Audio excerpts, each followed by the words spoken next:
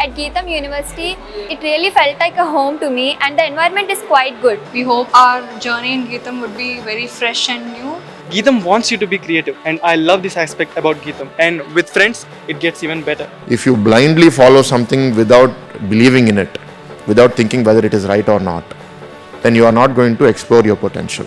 And if we are able to help you find that, we will be very happy. Each one of you are unique and you have unique talent. Identify, explore and intensify your quest, and you will be certainly a leader in the chosen area.